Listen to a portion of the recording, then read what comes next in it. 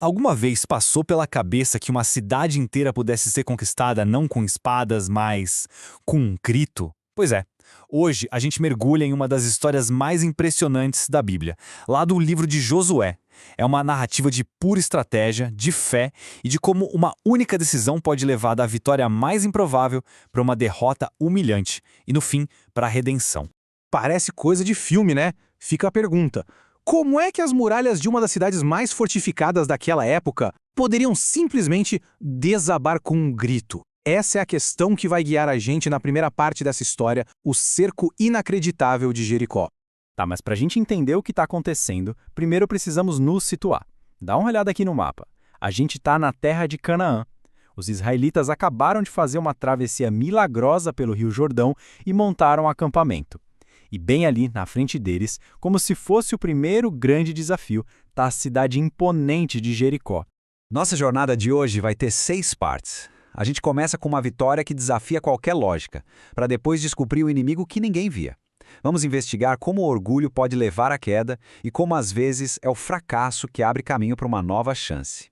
E no final, a gente vê como tudo isso leva a um grande ato de renovação. Vamos lá? E o nosso ponto de partida é Jericó. Para os israelitas, essa cidade não era só um obstáculo.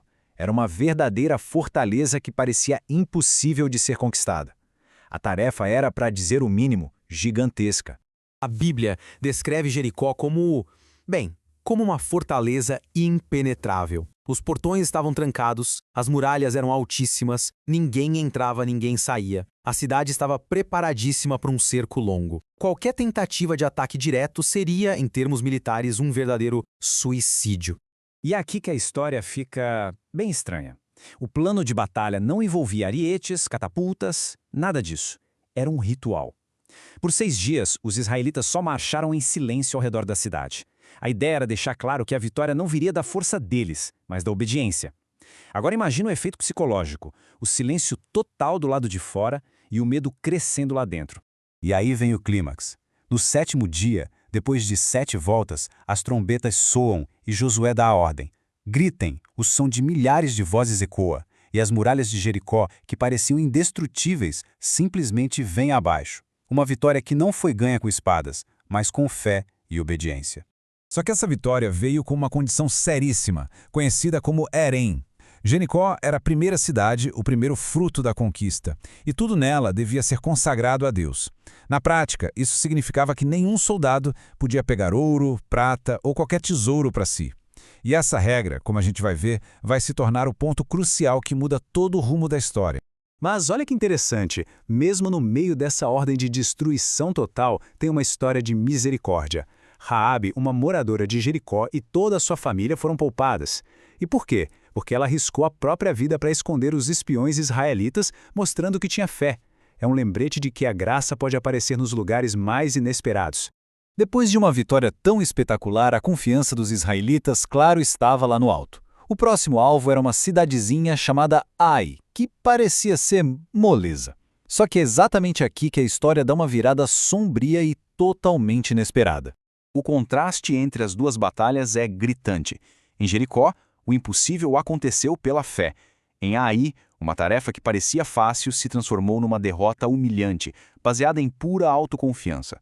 A grande pergunta é: o que foi que mudou? O que deu tão errado? A resposta: excesso de confiança.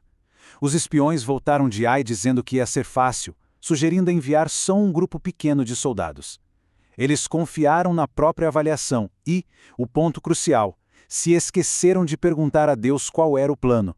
Um erro que custou muito caro. A derrota em Ai foi mais do que só uma vergonha militar. Foi um choque espiritual. A mesma presença divina que derrubou as muralhas de Jericó parecia ter sumido. Desesperados, Josué e os líderes foram buscar respostas. A reação de Josué mostra o tamanho do desespero. Ele rasga as roupas, um sinal de luto profundo, e questiona a Deus. A preocupação dele vai além da derrota. Ele teme que a reputação de Deus fique manchada diante das outras nações. E a resposta de Deus é direta e chocante. O problema não estava no campo de batalha. Estava dentro do acampamento. Israel pecou. Alguém quebrou a regra sagrada de Jericó. O pecado secreto de uma pessoa estava agora assombrando a nação inteira. Logo, o culpado é encontrado, um homem chamado Acã, e a confissão dele revela a anatomia do pecado. Primeiro, ele viu os tesouros proibidos. Depois, ele desejou. E, por fim, ele pegou e escondeu. Um ato secreto que teve consequências públicas terríveis.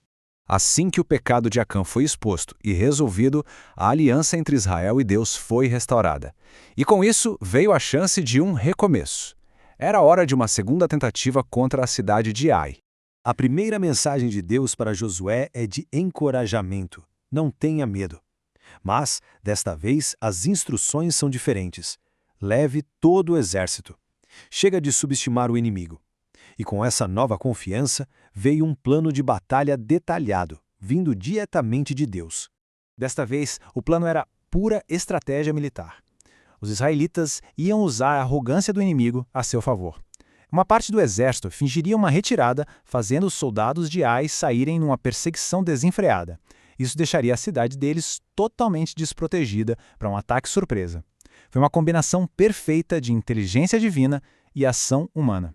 Com um plano claro e a bênção de Deus restaurada, os israelitas marcharam de novo contra Ai, e desta vez a história seria bem diferente. A emboscada foi um sucesso total. O exército de Ai foi cercado e derrotado. E aqui vem um detalhe muito importante. Diferente de Jericó, dessa vez Deus permitiu que os soldados ficassem com os despojos da cidade. Era um sinal claro de que a bênção e o favor divino tinham sido restaurados. Em vez de aproveitar o embalo da vitória para continuar a campanha militar, Josué faz algo surpreendente. Ele para tudo e leva a nação inteira para o coração do território inimigo para uma cerimônia de renovação da aliança com Deus. O local escolhido para a cerimônia era extremamente simbólico. De um lado, o Monte Gerizim, todo verde e fértil, representando as bênçãos da obediência. Do outro, o Monte Ebal, seco e rochoso, simbolizando as maldições da desobediência. Com o povo dividido entre os dois montes, a lei de Deus foi lida em voz alta. A escolha estava ali, bem clara. E aqui está o detalhe mais poderoso de todos. O altar para o sacrifício não foi construído no Monte das Bênçãos, mas sim no Monte das Maldições. O simbolismo é profundo. É no lugar da falha, da consequência, que a redenção é oferecida. É uma imagem que aponta para a ideia de que alguém pode carregar a maldição para que outros recebam a bênção. No fim das contas, a história desses dois cercos nos deixa com uma lição poderosa. A maior vitória veio da fé e a maior derrota veio de uma falha interna, secreta. Talvez as muralhas mais difíceis de derrubar não sejam as de pedra, mas aquelas que a gente constrói por dentro. Isso nos faz pensar: o que é preciso para encarar os próprios fracassos e lutar por uma segunda chance?